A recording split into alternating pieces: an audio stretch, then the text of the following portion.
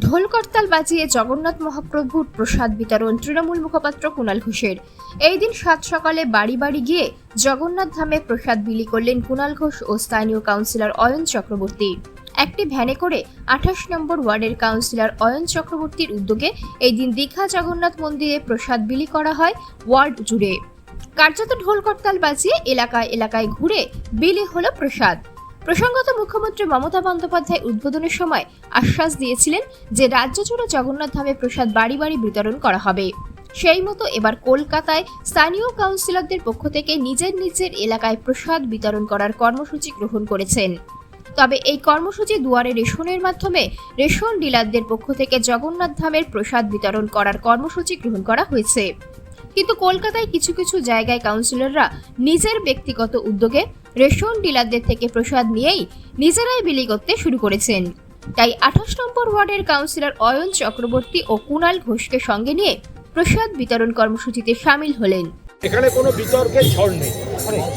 মমতা বন্দ্যোপাধ্যায় দীঘায় জগন্নাথ ধাম তৈরি করেছেন, জগন্নাথ মন্দির হয়েছে, পুজো হচ্ছে এবং মমতাজি ঘোষণা করেছেন পবিত্র প্রসাদ সেটা সকলকে এখানে দেয়া হবে।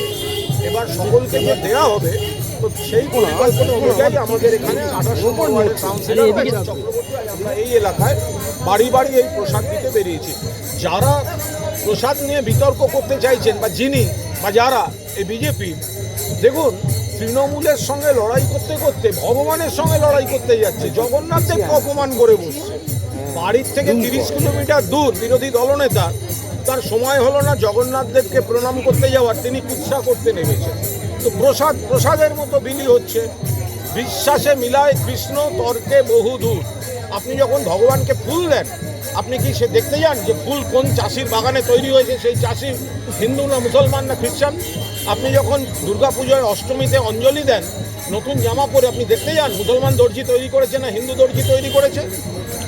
ভগবানের কাছে যেটা প্রসাদ হিসেবে পড়ছে, ভগবানের স্পর্শে সেটা প্রসাদ। মানুষ দু হাত তুলে নিচ্ছেন এবং জগন্নাথদেব তাদের আশীর্বাদ করছেন। যে বা যারা গুটি কয় ব্যক্তি তারা তৃণমূলের সঙ্গে রাজনৈতিক লড়াই করতে গিয়ে জগন্নাথদেবের সঙ্গে লড়াই করছেন, তারা এর পরিণাম জগন্নাথদেবের রোষে পড়লে বুঝতে পারবেন। আমরা তো একটাই বুঝছি এখন, জয় জগন্নাথ, জয় জগন্নাথ। ব্যুরো রিপোর্ট, নিউজ সমবার্তা ও নিউজ নয়া ভারত।